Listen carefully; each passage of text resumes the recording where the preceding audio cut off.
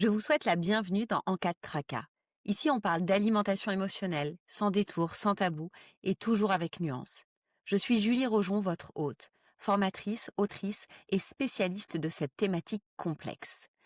Ce podcast, je l'ai créé pour toutes celles et ceux qui veulent comprendre ce qui se joue dans leur rapport à la nourriture et aussi pour les pros qui les accompagnent. Parce que derrière ce que l'on mange, il y a ce qu'on ressent, il y a ce qu'on vit.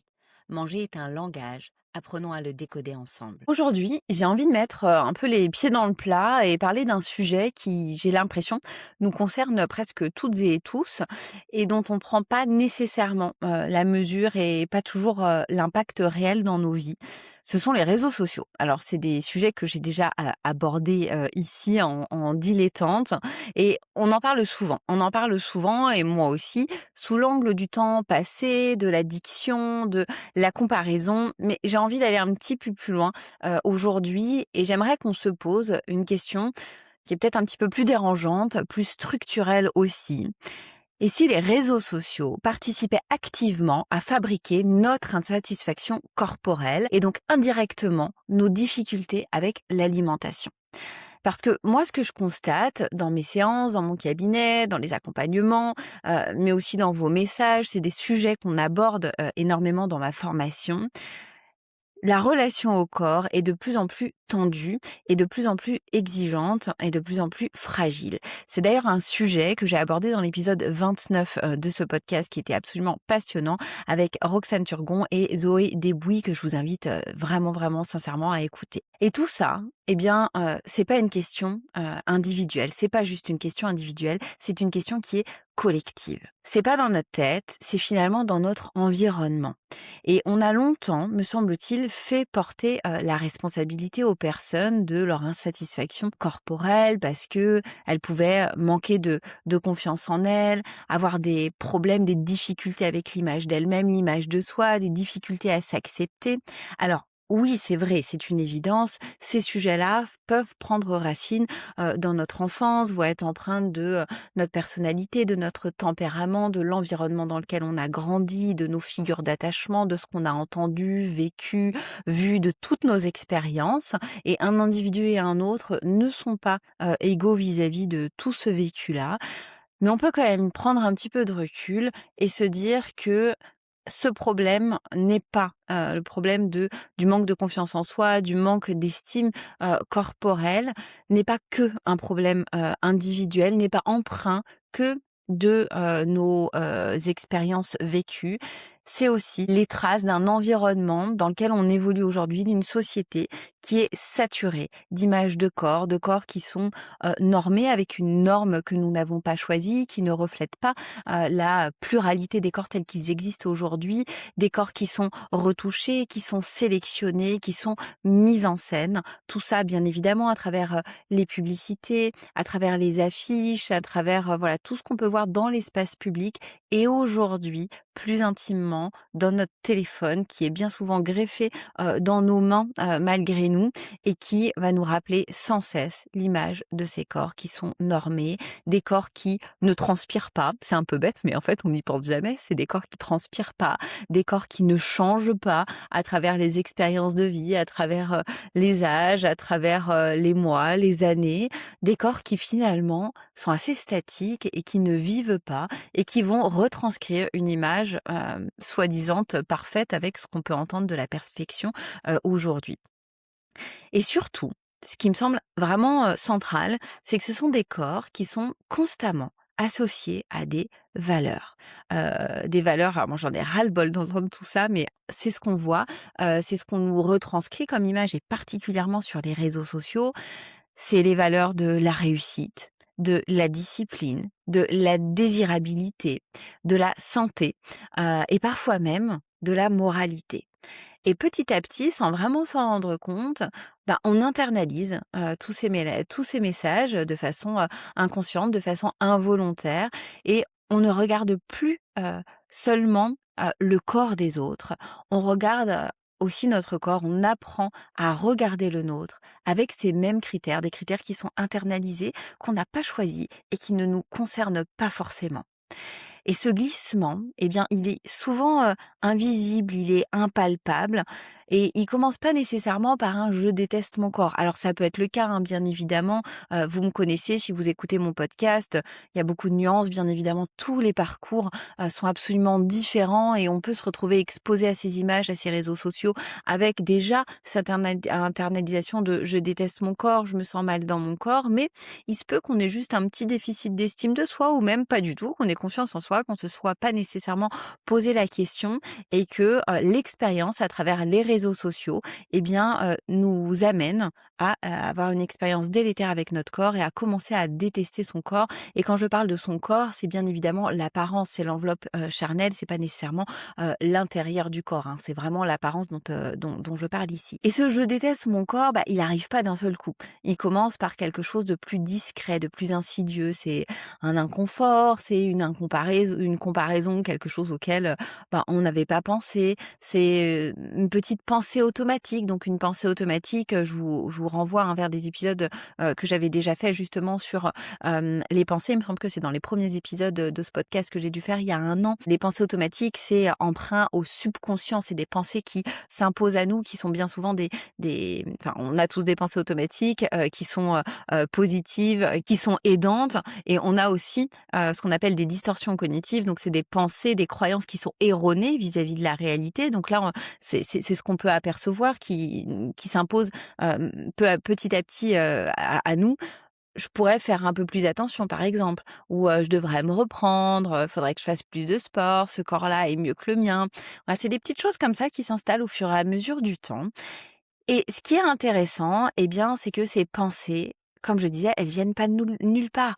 Elles sont nourries, elles sont répétées, elles sont renforcées. C'est un conditionnement, ça arrive pas en une seule fois. C'est des dizaines, des centaines de fois même par jour, hein, quand on scrolle à l'infini.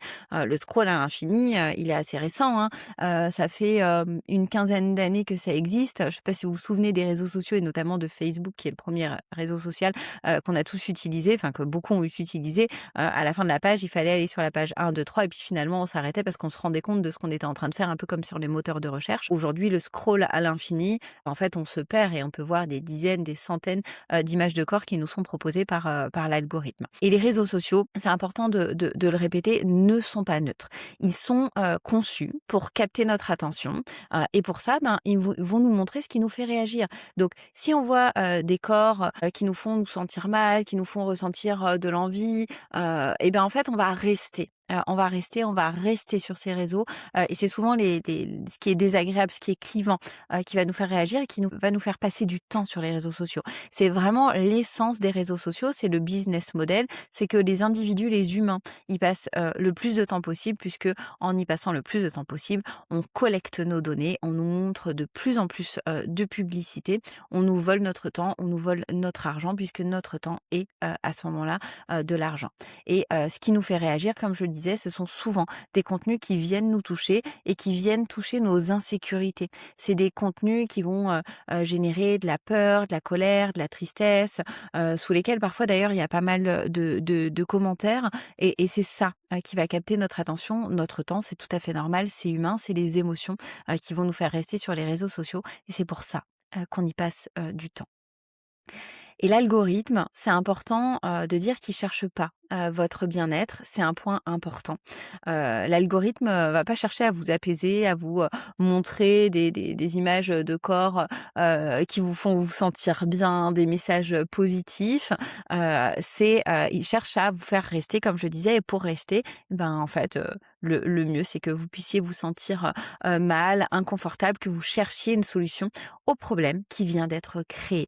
Les réseaux sociaux vont chercher à créer des problèmes pour que vous cherchiez, des solutions et pour ça, il va amplifier ce qui vous accroche, pour que vous regardiez davantage des contenus liés au corps, à l'alimentation, au sport. Il va vous en proposer, davantage et dans votre écosystème, ça va devenir un facteur de maintien vis-à-vis de, votre insatisfaction corporelle. Ça peut même, bien évidemment, l'amplifier et progressivement, vous pouvez vous retrouver dans une bulle où, bah, il y a que certains types de corps, certains types de messages qui existent et qui deviennent une norme et que vous intériorisez comme une norme, même si très objectivement, ils le sont pas du tout. Hein, c'est ce qu'on appelle une distorsion de perception et ça, bah, en thérapie cognitive et comportementale, on sait à quel point ça peut être puissant et déstructurant. Parce que votre cerveau, en fait, il ne se base plus sur une réalité, globale, sur une réalité multiple, mais il se base sur ce, à quoi il est, exposé le plus souvent. Pour vous donner un exemple, j'ai une personne qui a peut-être d'ailleurs écouté ce podcast que j'ai eu la semaine dernière en séance, qui me disait que sur les réseaux sociaux, elle, regardait par exemple très régulièrement, des personnes qui avaient des pertes de poids qui étaient, assez fulgurantes et pour autant, regarder ces images-là ne lui permettait pas de, se mettre en mouvement, de choisir ce qui était bon pour elle, ce qu'elle avait envie de faire dans sa vie. Ça la maintenait dans une sorte, d'inertie, de comparaison, de «toi tu fais rien, tu n'y arrives pas» et donc elle consommait ces images-là qui étaient un facteur de maintien. En fait, regarder ces images ne lui apporte rien, n'apporte rien dans notre vie. Donc choisissons les contenus et c'est quelque chose qu'a souligné, il me semble, Roxane dans le dernier épisode, que j'évoquais, tout à l'heure sur l'insatisfaction corporelle, qu'en réalité, les réseaux sociaux peuvent ne pas être délétères pour notre santé mentale et pour notre insatisfaction corporelle à partir du moment où on les utilise à bon escient. On se laisse pas emballer par la machine ou, on se désabonne de tous ces contenus qui nous font du mal, qui ne nous apportent rien et je crois que vraiment la question à se poser et que je poserai, plus clairement à la fin de cet épisode, c'est: est-ce que ces contenus, les contenus que je consomme, m'apportent quelque chose? M'apportent du bien-être, de la connaissance, de la réflexion ou me ramènent systématiquement à une comparaison, à des émotions, désagréables, à une dévalorisation vis-à-vis de mon propre corps et qu'est-ce que j'en tire? Parce que ce qu'on en tire, bien souvent, sans s'en rendre compte, c'est que notre corps devient un véritable projet. À force d'exposition, il y a vraiment un basculement qui peut s'opérer ou qui est déjà opérant, qui est déjà là et qui va être renforcé avec les réseaux sociaux.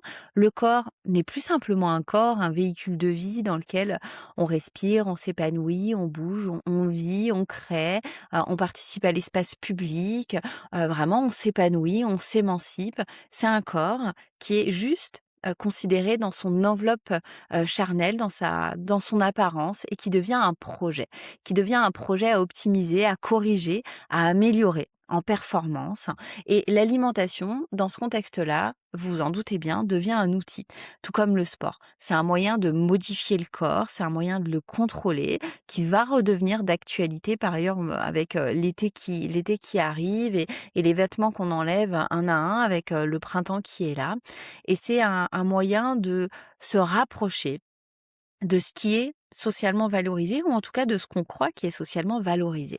Et c'est là qu'on voit, apparaître ou qu'on peut voir, apparaître des comportements qui peuvent devenir, très rigides, envahissants, voire souffrants. C'est la restriction cognitive, la restriction alimentaire, la compensation, l'hypercontrôle, la perte de repères, internes, hein, c'est ce qu'on appelle l'interoception. C'est quelles sont mes envies, quels sont mes besoins, quels sont mes ressentis, tout va être externalisé, tout va être mentalisé et ces comportements-là, heu, 99,9 du temps, en fait, nous génèrent énormément, de souffrance et avec en toile de fond, cette idée que de toute façon, ce ne sera jamais suffisant. Et ce que ça vient toucher en profondeur, ce sont bien souvent des vulnérabilités qui sont déjà présentes. Alors ça peut être le besoin d'être aimé, d'être reconnu, de se sentir à la hauteur et quand le corps devient le support de, cette quête ou en tout cas le support principal de cette quête, en fait, la pression devient absolument énorme, parce que le corps, lui, en fait, il est pas stable. C'est un corps qui est vivant, il change, il réagit, il vit, et puis rien que les changements corporels, à 4, je sais plus si c'est 3 ou 4 kilos, on à 3 ou 4 kilos près, on estime qu'on a un poids qui est largement stable et vouloir figer le corps dans une image idéale qui ne change pas, c'est entrer dans une lutte permanente avec son corps et on entre dans une lutte permanente avec son corps au lieu de vivre. Alors La question pour sortir de cette mécanique ou en tout cas sortir de ces facteurs de maintien que j'exposais, eh bien, la question c'est pas de supprimer les réseaux sociaux. Les réseaux sociaux, ils peuvent nous apporter plein de choses, hyper positives. Moi, en ce moment, sur les réseaux sociaux, alors je suis pas particulièrement de personnes qui parlent trop alimentation émotionnelle, troubles alimentaires et cetera. Moi, j'y vais parce que, j'aime regarder, d'autres contenus, des contenus qui sont politiques, géopolitiques. En ce moment, je suis à fond sur, tout ce qui est permaculture. Et bien, en fait, c'est comme ça que je vais utiliser. Alors, c'est la façon dont moi j'utilise les réseaux sociaux et j'y fais pas plus de 10 minutes par jour. Mais voilà, c'est cette question-là, en fait, qui va s'apposer, c'est, comment est-ce que, je décide d'utiliser les réseaux sociaux? L'idée, c'est pas de les supprimer. Alors, on peut tout à fait les supprimer, pourquoi pas, mais c'est plus de dire, bah, je vis dans cette société-là, j'ai cette opportunité d'accès à l'information, qu'est-ce que j'en fais? Et la question centrale, c'est comment on reprend du pouvoir dans un environnement qui influence autant notre perception. Alors ça peut être, le 1 pas, c'est, bah, peut-être d'écouter un podcast sur le sujet comme vous êtes en train de le faire. C'est de remettre de la conscience sur, nos actions et d'observer ce que certains contenus, bah, viennent activer chez moi.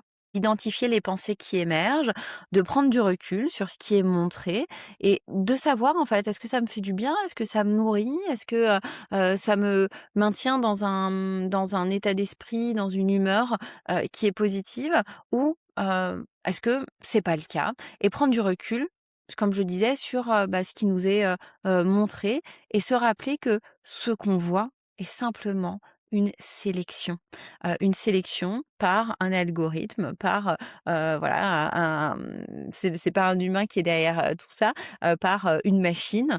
Heu, c'est un cadrage, c'est finalement une mise en scène, qui est, irréaliste et il me semble que ce qui est important, c'est aussi de réapprendre à revenir à un corps qui est vécu, pas un corps qui est regardé. En fait, notre corps, c'est pas seulement notre apparence corporelle, c'est pas, seulement un corps qui est jugé, c'est un corps qui est ressenti. On a des sensations, on a des besoins, on a des limites et c'est ça qui nous permet de vivre et pas seulement d'être vu. Et peut-être que la vraie question au fond, c'est pas comment avoir un corps qui répond aux standards, mais plutôt qu'est-ce que ça me coûte aujourd'hui de continuer à regarder ces standards-là et à qui ça profite. Moi vraiment, souvent ce que je dis, c'est ce qui me semble être crucial, c'est de s'indigner, pourquoi pas de se révolter et qu'est-ce que ça changerait de commencer tout doucement à déplacer ce regard-là. Je vous laisse avec ces questions en suspens, ces réflexions en suspens. J'espère sincèrement, que ça donnera de l'eau, à votre moulin et que ça vous permettra petit à petit, heu, d'inverser, voilà, de changer, d'inverser la tendance et si cet épisode vous parle, vous questionne, résonne avec votre propre expérience, eh ben, n'hésitez pas à le partager autour de vous, parce que ça aussi, c'est une manière de s'indigner. Et comme toujours, si vous avez envie de m'envoyer un message pour me dire ce que vous en avez pensé, de laisser un commentaire, eh bien, je serai ravie de vous lire et de vous y répondre. Je vous remercie sincèrement d'avoir écouté cet épisode d'En cas de tracas. Si vous êtes professionnel ou que vous êtes en projet de reconversion et que vous souhaitez aller plus loin, ma formation Accompagner et créer sa propre méthode en alimentation émotionnelle est là pour ça. Vous trouverez le lien dans les notes de l'épisode. Et si le contenu vous a parlé, pensez à le partager ou à laisser un avis. Je sais, ça peut être pompeux d'entendre ça à chaque fois, mais ça compte vraiment beaucoup pour faire passer le message et pour permettre à ce podcast d'acquérir de la visibilité. Alors je vous dis merci et à très vite dans un prochain épisode. Et d'ici là, prenez soin de vous.